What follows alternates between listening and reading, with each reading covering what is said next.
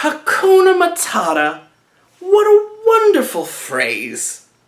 One that means no worries, or so I'm told. But that's actually not true, is it?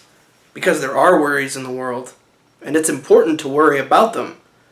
The song is wrong the entire time. Timon, Pumbaa, Simba all give up their way of life because they realize that it's not the right way to be. The arcs of all three of those characters is they realize that being carefree about the goings-on in the world at large while you sit in complacency is wrong. So I was laying in bed one day, complacent, when I realized there's a problem in the world. It's not necessarily one that I can solve, but I feel like I'd be doing the world a disservice if I didn't say anything about it. If I continued to lie in my bed and do nothing, I may as well go out and live in the woods and eat grubs. This new Lion King film is a problem and one that should be discussed, but my feeling was that it should be discussed by somebody who's actually going to see the movie and have the full context of watching it behind them to back up their points. But then I realized something different. I realized there was something deep within me, in the recesses of my belly, beyond all the hoagies and fried chicken. Something that bubbled up every time I discussed this movie. It was pure, undistilled vitriol. A substance so powerful it could fuel a car for 500 miles. A substance that powerful? I need to get it out of me before it dissolves my stomach lining. So join me for this descent into carnal madness, or a list of all the points about this movie that I don't like. The lion sleeps tonight. Let's play a little game, shall we? I want you to close your eyes. No, seriously, close them. Okay, we're not going to play Who's in My Mouth. This isn't a Dan Cook special. I'm more mature than that. Just close your eyes. All right, are they closed? Good. All right, now I want you to picture a clip from the new Lion King movie. I mean, if you're on the internet for any length of time, there's no doubt you've been bombarded by them, so it shouldn't be too hard for you. All right, do you have your clip? All right, now think about that clip really hard. Okay, now I want you to think, what is the most predominant color that comes to your mind when you think about that clip? I don't want you to tell me, I don't want to know your answer, okay? But just keep it to yourself, all right? Put a pin in it. All right, now I want you to picture the same scene from the original Lion King. And don't worry, it's definitely going to be there. This movie's a shot-for-shot remake. Now I'll ask you the same question. What color is the most predominant one in your mind when thinking about that clip? Okay, again, don't say anything. Just keep it to yourself, all right? All right, now I'm going to take a little stab at your first answer and guess that it is a shade of either brown, beige, or tan, right? Probably a muted, washed-out slab of brown. Now, your answer for the 1994 film is going to be considerably more difficult for me to guess.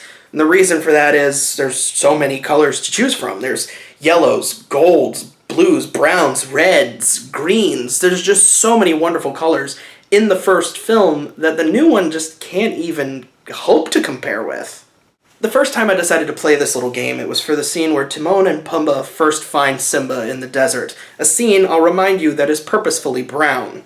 In the new film, there's a lot of brown going on here. Simba's brown, Timon is brown, Pumbaa's brown, the buzzards are brown, the environment is brown. I mean, I guess the sky is blue, but it's not really a sapphire sky, but we'll let that go. And I'll give credit where it's due. These browns are technically different shades of brown. But brown is still... there's a lot of brown going on. Now let's take a look at the same scene from the 1994 film. Simba's actually a shade of brownish gold. Timon is multiple shades of brown with tufts of orange hair. Pumbaa's straight up red, and the sky is a gradient blue. There's a lot more color here, so it's better.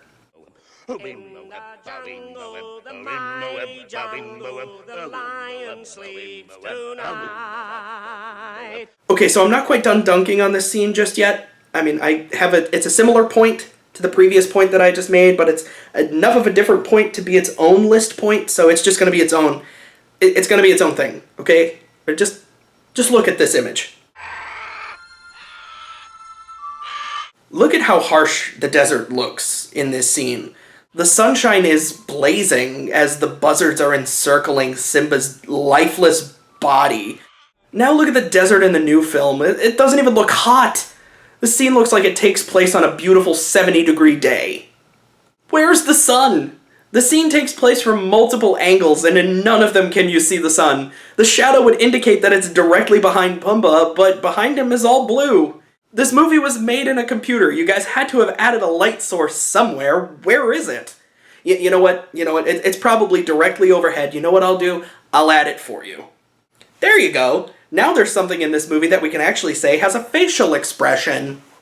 The mighty jungle, the lion sleeps tonight. Let's play another game. Some of you guys are going to go see this movie anyway, whether or not that's a good idea, whether or not I tell you not to. You're going to go see it, but while you're there, I want you to do me a favor. I want you to keep a tally of how many times you can tell what the character's emotion is based off of their facial expression alone. If you get to any number above 0, I'll be shocked. I've taken this still image of Timon from the new film. What do you think he's feeling here? Well, he's sitting on a rock. It's not necessarily an emotion. I could tell you that this is the scene where he agrees to taking in Simba. Does it look like he's having an epiphany here? Or that he's scheming? Or does it just look like he's looking at something off screen? And this is a real shame because Billy Eichner and Seth Rogen are emphatically performing their lines as Timon and Pumbaa.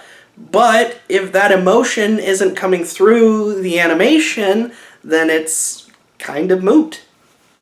In the jungle, the mighty jungle, the lion sleeps tonight. You know something funny? I mean, this movie sucks, but there is one little positive that I take from it, and it is the potential that this remake means they're also going to remake The Lion King 2. Wouldn't that be great for these emotionless lions to return? Lions that look like they should be mounted on the wall of a hunting lodge. I'd love to see this come back. We could have Taylor Swift could play Kiara, and Lil Wayne could be Kovu, and they could do the Upendi song with the creepy baboon. Or hell, while you're at it, just remake The Lion King 1.5. We could have Timon and Pumbaa sitting in a movie theater while all the live-action characters join them. You could have that Christopher Walken King Louis Obito his way to his seat. You could have Will Smith's genie from Aladdin. He could boy genuflect into his own seat. And then in the back row can sit Dumbo in his sad clown face makeup. In the jungle, the mighty jungle, the lion sleeps tonight. I understand why it does, though. Here comes the money. Here we go. Money talk. But seriously, this movie shouldn't exist. It's such a misnomer to call it live action. Live action implies that reality is being filmed in some capacity. Like this video essay thing, this is live action.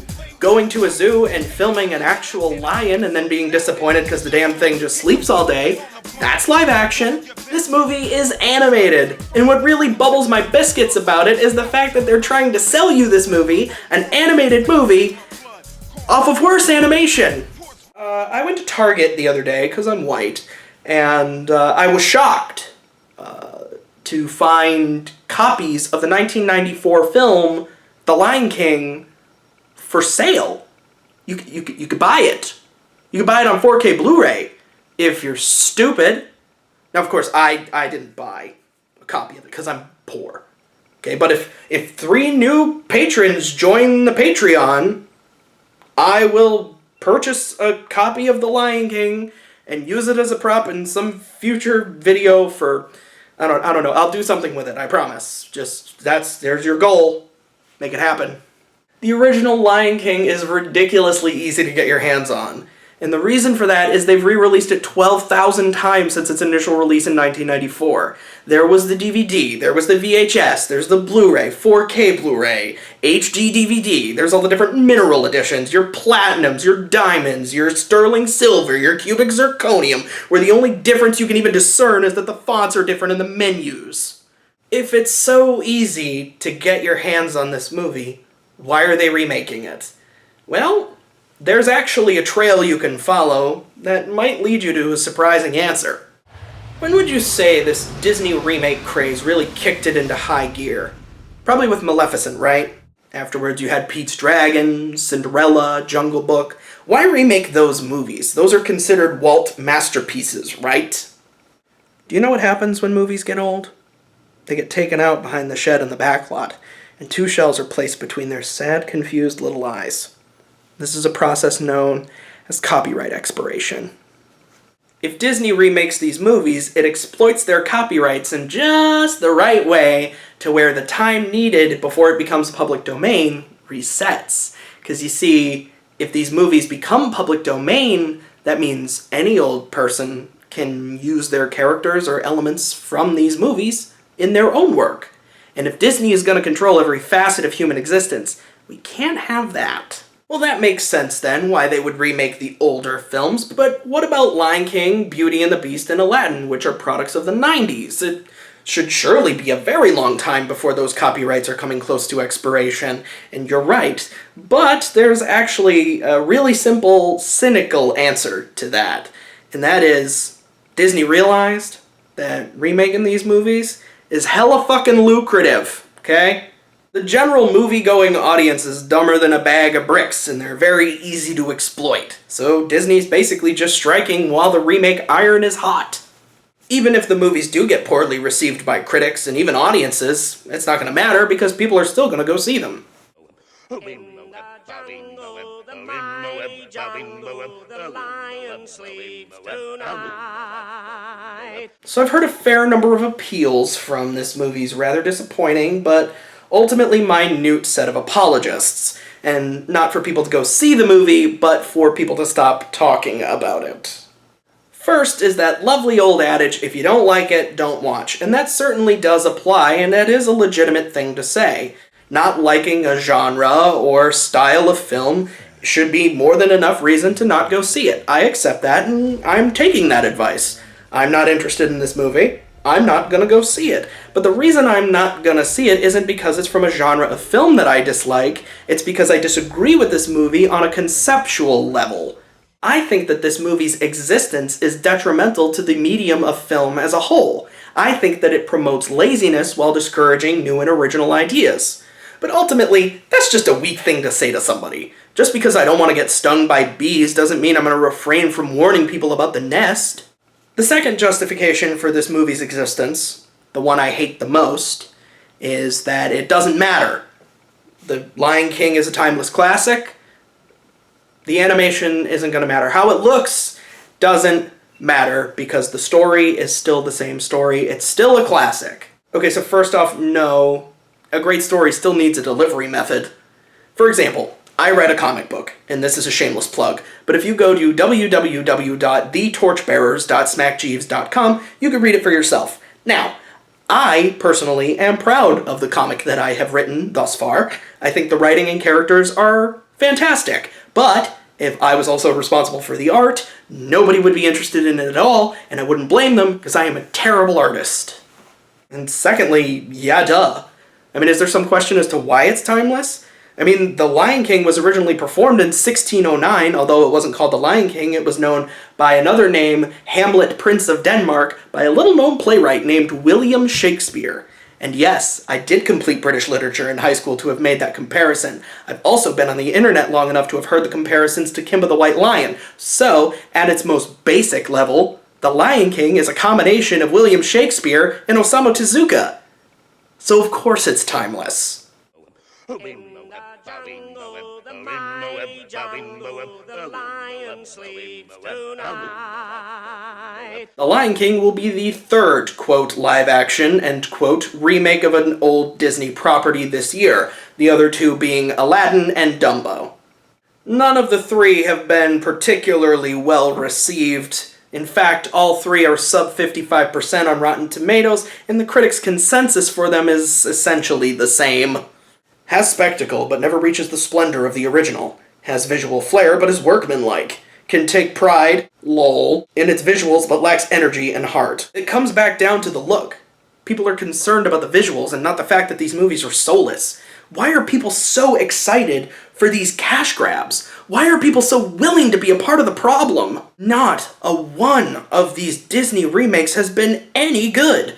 The Jungle Book, Pete's Dragon, Beauty and the Beast, Cinderella, Maleficent, all of them are awful. What I'm trying to wrap my head around is the fact that this Lion King movie is going to make a shit zillion dollars and suck eggs.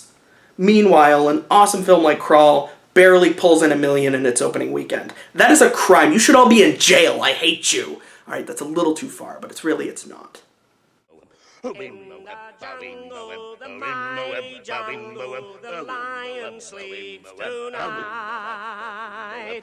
I've done my best to get people to not see this movie, but based off of the amount of money it made in its opening weekend, I'd say I've been horribly unsuccessful in that endeavor. Money talk. But you know what? I get it. I do get it. I mean, I try to get it. There is an appeal to showing a new generation a film from your childhood that you enjoyed and that you want to share with them. I get that. I've even done this myself. I recently took my 10-year-old cousin to a one-night theatrical re-release of Howl's Moving Castle. I adore that film, and if Disney even thinks about live-actioning the Ghibli films, I will complain very loudly. The point is, I get to share with him a movie that I love, and he enjoyed it, and it was a really special night, even though my popcorn was stale. I understand the appeal of showing a new generation a classic film. I do. But it's a little harder to stomach when it's a remake of a movie that's very easy to find, and also it's a worse version. Because here's the thing. When I have kids of my own, and they reach an age where they can appreciate film, I can show them Howl's Moving Castle, or I can show them The Lion King 1994, and it will look good. Both of those films will look great no matter what. They can show their children, and their children, and their children, and so on, all the way down the family tree until the end of time. They can show their kids these movies, and they will never look bad. Lion King 2019? Man, that shit looked bad in 2018. Alright, this isn't the height of computer graphics here. You may be thinking to yourself, wait a minute, these animals look photorealistic. What are you talking about? And you're right, they do look photorealistic. But there's going to be a herd of wildebeests stampeding into the uncanny valley the minute they start talking. You're like, well, of course they're going to talk. They have to talk. They have to sing. Oh yeah, get excited for that when these computer-generated masses of roadkill have to Billy Bass their way through Be Prepared. Your brain is going to be telling you that something is off the entire time because in reality, animals don't talk. This is just unavoidable. Well, actually, that's not true. It was avoidable. All they had to do was make this movie look more like a cartoon. In the jungle, the mighty jungle, the lion sleeps tonight. At one point, while scripting this, I had an idea where I was going to interview my 10-year-old cousin that I mentioned seeing Howl's Moving Castle with, and I was going to do this because he basically looks up to me, which is a terrible thing for him to do, but he would basically just parrot whatever I told him to say, so he could conceivably sit in front of this camera and say, this new Lion King movie sucks.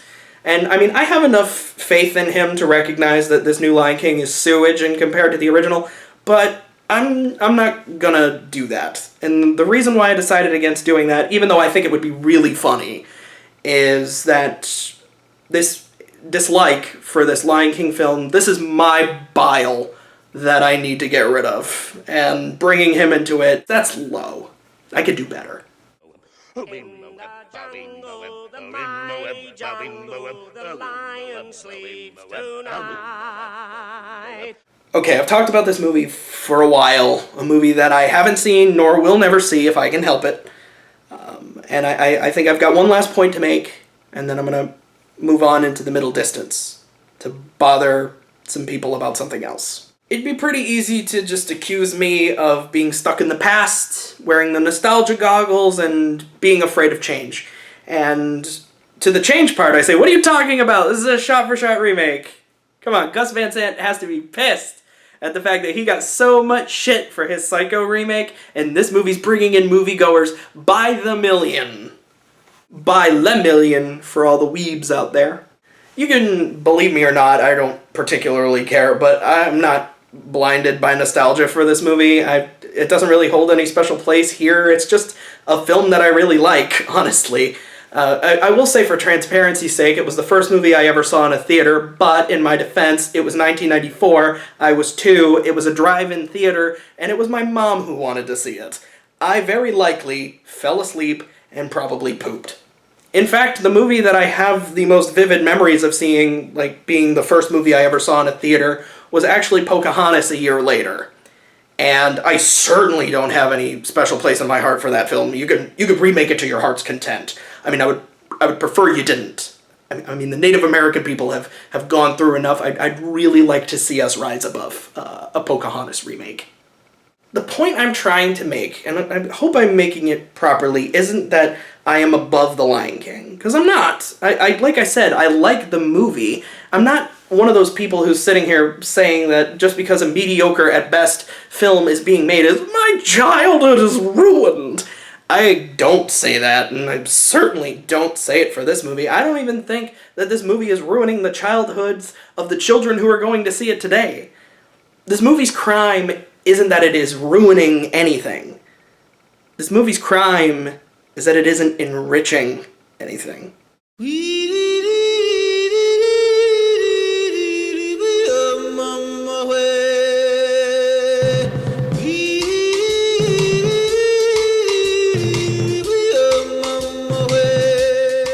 So, thank you for watching this video on The Lion King. I hope you enjoyed it as much as I enjoyed standing in this one spot talking about it. If you're new here, consider subbing, as I have new content in the works all the time.